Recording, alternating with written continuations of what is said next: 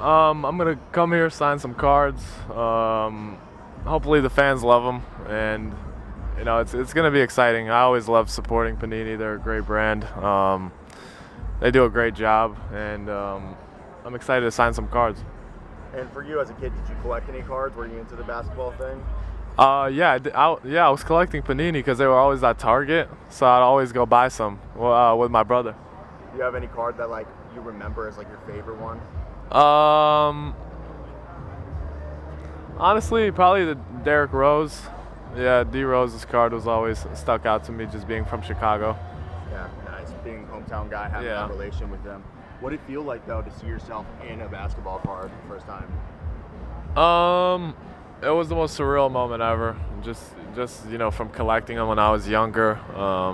It just means everything to me. Being on a face of a card and little kids buying them, it's like comes full circle for me. And speaking of full circle, dude, you're killing it right now. And what would you say this year has been the biggest thing, maybe mentally, physically, that's led to like the success you've had on the court? My mentality, going out and competing every night, playing as hard as possible, competing at every possession, and grinding every day. Just trying to become a better version of myself. And how have you been able to handle maybe like Billy Donovan? When I spoke with him before your guys' game against the Heat, I asked him, the metaphorical leash he's had on you in terms of he lets you play, then you make a mistake and he tells you maybe some feedback. How have you learned to deal with a guy who's maybe a bit, gives you constructive criticism so you can get better? It just makes you stronger as a person and as a player, that you can handle stuff like that mentally. He's a straight shooter, so you have to respect everything he says, because it's going to be the truth and it's going to be real. And that's the best thing you can get out of a coach. And now, it's a little different. He uplifts me every time, something happens, but he still gets on me, when there's mistakes. But he's gonna build confidence in me to excel as a player. What's the biggest difference maybe you see in your guys' relationship from like year 1 to 2? Honestly, just building a bond together, building the trust. You're not just gonna come in and the coach is gonna love you right away. You have to always build a bond, and me and Billy have gotten pretty close, and I'm able to communicate whatever I have on my mind to him. Is it kind of maybe like cool to have a coach that you're earning his trust after playing in the G League and having the unique route you did as a youth prospect? Definitely. I had a lot of coaches in my life, and Billy's definitely the best one I've had, just because of the resume and what he's built. He's able to have those difficult conversations with everybody in the room, and that's something that's extremely hard. You're not just gonna go and figure out everything you need to have on a team and call guys out whenever you need to. It's tough. So he's a Hall of Fame coach and one of the best to ever do it. And you just said it there, having a coach like him, but also just building camaraderie with your teammates. What's it like being in a situation where now the team has changed a little bit, but you had a bunch of veterans like Vučević and other guys who maybe showed you how to be a pro while also having young guys? What was it like having the best of both worlds, young and older guys to rely on in this first 2 years? You get different viewpoints. You get different viewpoints of what you want. And I got viewpoints from veterans and I got viewpoints from young guys, and you can mix it together and build a mentality and build a character in yourself and figure out who you truly are. But I never back away from what I truly am. Be who you are, because it's what got you here at the point you're at right now. And but it's great to try to mix stuff together like that and then shake it, in a box and figure out what you can build. Who are you, like in the sense that how do you view yourself? I view myself as a guy who has high confidence and high faith in my belief. Not just in me, but my faith in God, and He has a plan for me, and that if God destroys my plans, I believe that if God destroys my plans could have destroyed me. So I have faith in myself and my work ethic and who I am as a person, and I'm bigger than a basketball player, and I realize that, but I know for a fact I want one thing out of this, and it's to win championships and build myself as one of the best players to be in the NBA. And it doesn't matter if I get there or not. It just matters that I have the belief in myself to be that.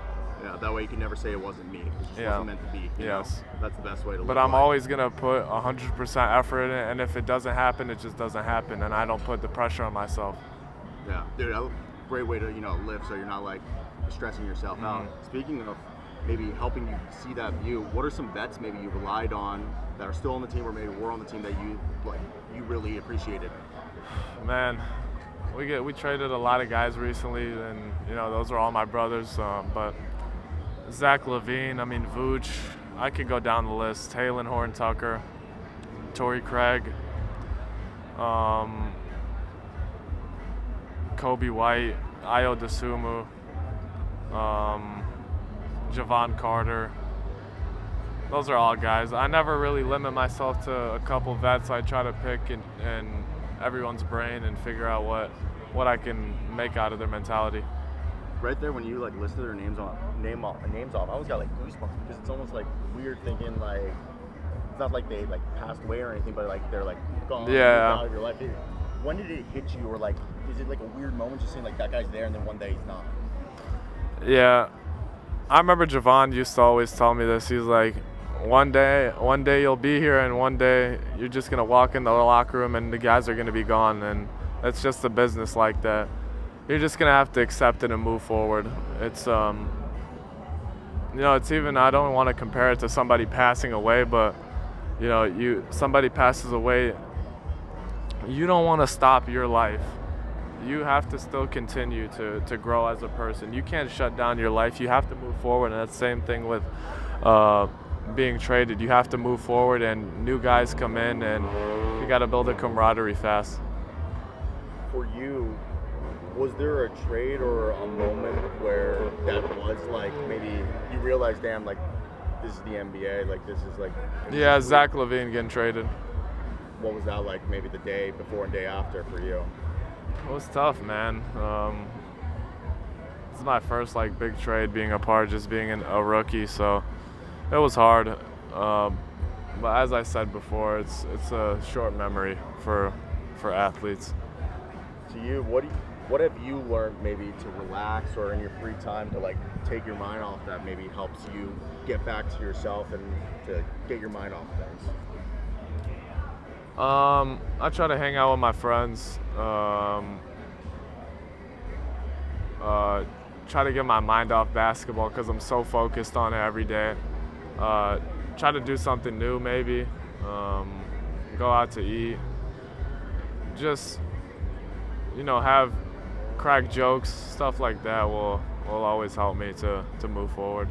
You more outdoors guy or? I love outdoors. What do you? I don't want to be inside.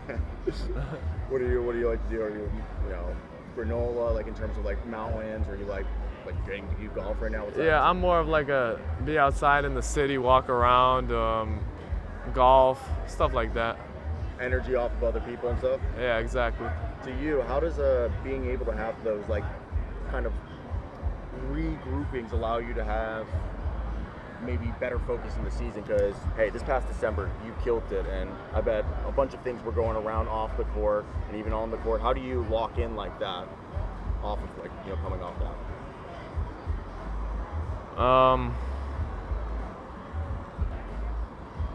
As I said, you have to have a short memory, and this is taking a while because I want to say it correctly. I'm gonna go probably just relax, get my mind off the game because I'm so focused on it all the time. You build a hunger to come back and be hungry for basketball, and that's what I do. I try to stay out of the gym, especially playing so many games. and that was hard for me at first. Like, I love the gym. I just want to go back every day and grind. But I had to learn and that it's all about your body. Your body's a temple, so you have to take care of it. I've heard this from a lot of young guys. Was the adjustments to back-to-backs and like the road trips hard on the body, just knowing that like Very. When did it hit you like, damn, this is the NBA, like this is It's playing 82 games. Yeah. Plain and simple. how different is that than the AAU tournaments when you're playing like, 2 or 3 games in a weekend or something like that for, the average kid that plays basketball versus what you're going through? Because you're going hard. You play 3 games a week easily. And you're traveling. Every day you're traveling. You're on the plane and you have to sacrifice. You have to go do recovery instead of going out to dinner with all the boys. You have to go ice your knees. And that's just what it is. Life in the NBA, and I signed up for all that. When did you expect this going in, or was there a moment that it hit you that this is different than what I've been grinding since I was 12. Every day. My mom and my dad built a mentality for me, and this is nothing new to me. How important was to have parents that knew kind of prior knowledge what to expect for you to expect?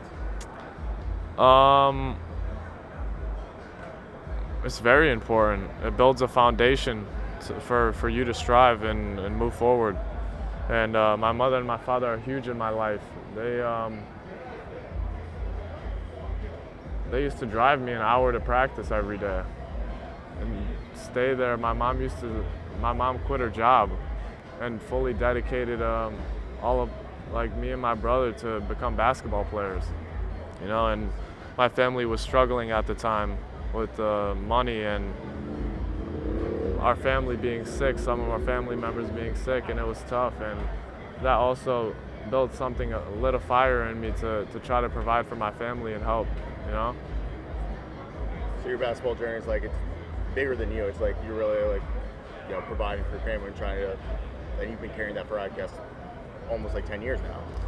I always remember when my mother was crying and she didn't have any money to even drive us to practice sometimes. She couldn't fill up the gas, and that I always remember stuff like that. And that's just when I step on the court, all the fear exits my body because I know this is what I love to do. And yeah, I have no stress doing it because I know my family's good and I know that I'm capable of many things. So that's wild, man. First off, thanks for sharing that. Is that like kind of contributed to you going to before obviously NIL was a thing, going to the G League and playing professional instead of maybe going a traditional route? Nah, that had nothing to do with it. It was just something that I felt was right for me. One of my last questions. You talked about you're a hard worker. Who did you maybe look as a role model? Who did you want to be? Who did you feel like? I didn't want to be anybody. I wanted to be myself. There wasn't anybody though that inspired you to play the game, that inspired you to work, the type of player that you. My father did. Of course, when I started playing, I started watching guys. I didn't want to be like nobody else. If a kid were to maybe in 5-10 years say Buzelis is their favorite player, what do you want them to describe you as?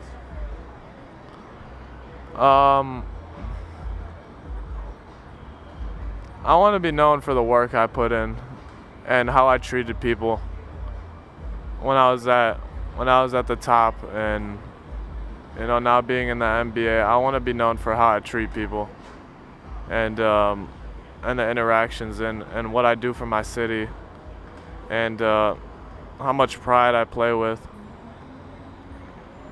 What's your short-term goals and what's your long-term goals right now? Where do you want to be in 5 years, 10 years? I'm here right now. I don't really think about it. I'm here right now, so right now I'm trying to be the best I could be in this interview, especially with being tired and on 3 hours of sleep. No, completely, I understand, man. And I thank you for everything you shared. My last question, dude. Huh? Yeah, that's the first thing I did. my last question for you, dude, is with the trades and everything that happened and the new team, how do you feel like your role now shifts into maybe being a leader alongside like Josh? Yeah, definitely. I mean, I talked to Billy about it, how I need to be more vocal as a player, and I need to speak to guys. You know, guys don't know sets, guys don't know the defense, and I have to be more vocal every time I step on the court, and you know, to try to help my team win. And you know, I feel like I have, I wouldn't say a pressure, but I can't find the word right now. I'm blanking out, but it's yeah. I have to talk to everybody more. I have to be communicating on defense for us, and also put on an example in the gym of, you know, how I work, and that's all it takes for some guys, just to see how guys work and they can put it into their game. Hey, bro, I thank you for everything, and thanks for doing this on such little sleep, bro. I really appreciate you, man. All good, man. Appreciate you guys. That was great. You got some good questions. Thanks, man. Try to get to it. Hey, go kill it on the golf course.